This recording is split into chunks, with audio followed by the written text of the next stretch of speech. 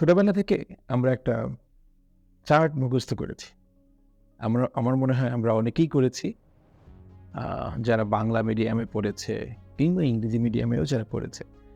একটা বিষয় মোটামুটি ছোটবেলায় সবাইকেই মুখস্থ করানো হয়েছে। সেটা হচ্ছে ভার্বের ৩ টা form. Go, went, gone. Do, did, done. তাই না? Throw, threw, thrown. এই যে তৃতীয় যে ফর্মটা আমরা প্রায় বলি V3, তাই না?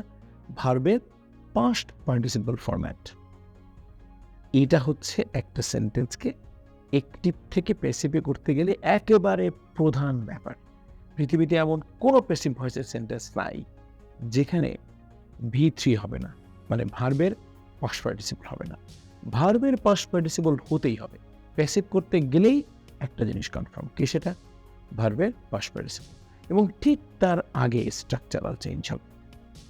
রাইট? আমরা যেমন যদি বলি যে আই রাইট এ লেটার, ধরেন এটা বললাম আমরা ছোটবেলা থেকে কিন্তু শিখে এসেছি যে এটা সাবজেক্ট, এটা ভার্ব, এটা অবজেক্ট। আমি একটু আগেও বলেছি, আগের ভিডিওতেও বলেছি যে সাবজেক্ট, ভার্ব এবং অবজেক্ট না থাকলে কিন্তু আমরা প্যাসিভ ভয়েস করতে পারবো না। অ্যাক্টিভ থেকে প্যাসিভে রূপান্তরটা হবে না। তো যাই হোক, আই রাইট এ লেটার, এই যে সেন্টেন্সটা, এখানে অবজেক্ট কোনটা? A letter.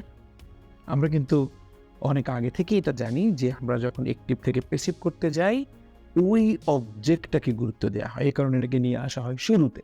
আনলাম এ লেটার। আর একটু আগে খুব বড় করে বললাম যে ভার্বের past participle is a must, থাকতেই হবে। এই সেন্টেন্সে ভার্ব কোনটা? রাইট। এটাও হলো।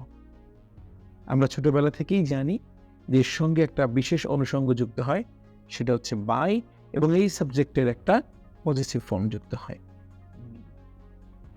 এই জায়গাটা ফাঁকা রেখেছি, এ লেটার রিটেন এবং বাই মি। এটা প্রায় সব ধরনের ভয়েসে হয়, কিন্তু এই জায়গায় পরিবর্তনটা হয়। মূল যে পরিবর্তনটা, বিভিন্ন সেন্টেন্সে যে পরিবর্তনটা আমরা দেখি, সেটা হয় আসলে এই জায়গায়। এই যে ভার্বের পাস্ট পার্টিসিপল ফর্মটা বসিয়েছি, ঠিক তার আগে। যদি এই আমাদের গিভেন সেন্টেন্সটা প্রেজেন্ট ইনডেফিনিটের হয়, তাহলে আমরা এখানে অ্যাম অথবা ইজ অথবা আর ব্যবহার করব। যদি এখানে হতো I am writing a letter, তাহলে আমি এখানে লিখতাম a letter is being. Right? অর্থাৎ যখন এটা কন্টিনিউয়াস হয়ে যাবে তখন এই অ্যাম ইজ আর এর সঙ্গে একটা বিইং যোগ হয়ে যাবে। কি যোগ হয়ে যাবে? বিইং। যদি পারফেক্ট হয় তাহলে নিশ্চয়ই হতো I have written a letter. তাই সেটা হতো না। সেটা করতে গেলে আমি লিখতাম a letter has been written by me. Just এই জায়গায় পরিবর্তনটা হচ্ছে। এই লেটারও ঠিক থাকছে, রিডারও ঠিক থাকছে, বাই মিও ঠিক থাকছে। একটু ভেবে দেখবেন যে এই জায়গায় পরিবর্তনটা হচ্ছে। কখনো বসছে অ্যাম ইজ আর, কখনো বসেছে হচ্ছে অ্যাম বিইং, ইজ বিইং অথবা আর বিইং। আবার কখনো বসেছে হ্যাভ বিন অথবা হ্যাজ বিন, কিংবা কখনো হ্যাজ বিন বিইং কিংবা হ্যাভ বিন বিইং ব্যবহৃত হচ্ছে। তো পরিবর্তনটা হচ্ছে কোন জায়গায়? এটা। কিভাবে হবে? এই সেন্টেন্সটা এখানে প্রেজেন্ট ইনডেফিনিট আছে। কোনো আইএনজি আছে এখানে? নেই। কোনো হ্যাজ আছে? নেই। কোনো হ্যাভ বিন হ্যাজ বিন আছে? রাইট? এবং ভার্বের সঙ্গে আইএনজি এগুলো কিছুই আছে? নাই।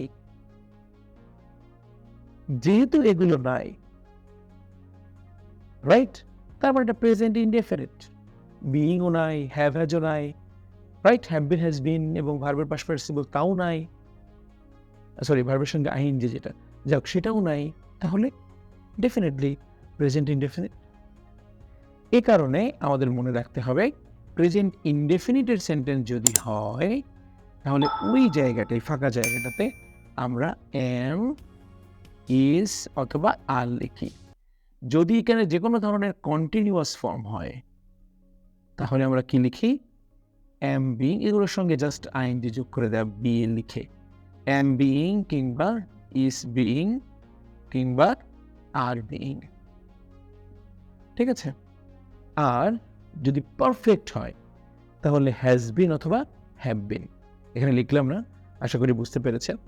আর যদি পারফেক্ট কন্টিনিউয়াস হয়, রাইট? তাহলে বুঝতেই পারছেন পারফেক্টের কারণে হ্যাজ বিন থাকবে, আর কন্টিনিউয়াসের জন্য বিইংটাও যোগ হয়ে যাবে। হ্যাভ বিন বিইং অথবা হ্যাজ বিন বিইং ব্যবহৃত হবে। এই কাজটা ঠিক এখান থেকে আমি স্ট্রাকচারটা নিয়েছি। এ লেটার, তাহলে এখানে কি হবে বলেন তো? Is written by me. ঠিক আছে? অর্থাৎ মৌলিক বিষয়টা হচ্ছে আমরা অবজেক্টটাকে প্রথমে নিয়ে আসবো, ভার্বের পাস্ট পার্টিসিপল মাস্ট বাই হবে এবং সাবজেক্টের পজিটিভ ফর্ম হয়ে যাবে, সব ঠিক আছে। শুধু এই জায়গাটা সেন্টেন্সের স্ট্রাকচার দেখে ঠিক করব। যদি প্রেজেন্ট ইনডেফিনিট হয় তাহলে এম অথবা ইজ অথবা আর হবে।